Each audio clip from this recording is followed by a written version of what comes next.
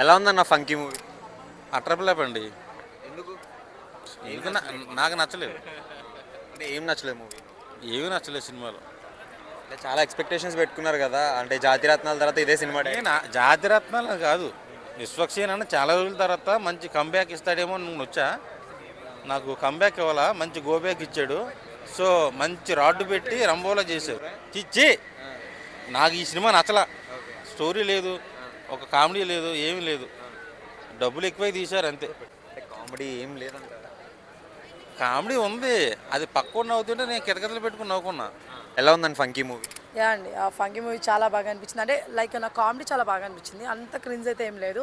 కాకపోతే ఓ అని చెప్పలేనండి, మూవీ నార్మల్గా మనం వెళ్ళి చూడొచ్చు, ఒకసారి చూడొచ్చు అండి, పక్కా చూడొచ్చు.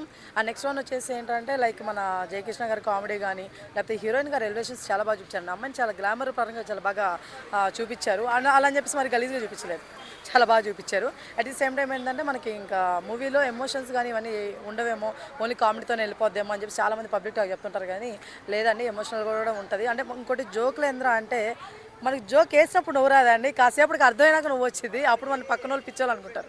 నిజంగా ఆ లెవెల్లో కామెడీ ఉంది, మనం అర్థం చేసుకోవాలి. అర్థం చేసుకున్నా మాత్రం పిచ్చి పిచ్చోళ్ళు అనుకుంటాం. డిగ్రీ చేయాలి అర్థం డెఫినెట్గా మినిమం డిగ్రీ చేసి ఉండాలి. అది అనుదీప్ గారి డిగ్రీ అయితేనే బాగుంటుందని నా ఫీలింగ్.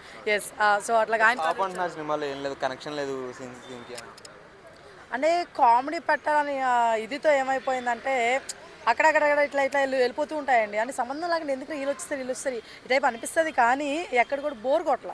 ఇప్పుడు మనకి నవ్వేడేస్లో అందరికి కావాల్సింది ఏంటండి, స్ట్రెస్తో సినిమాకి వస్తాం. మా స్ట్రెస్ పోగొట్టుకోవడానికి చాలామంది సినిమాకి వస్తారు.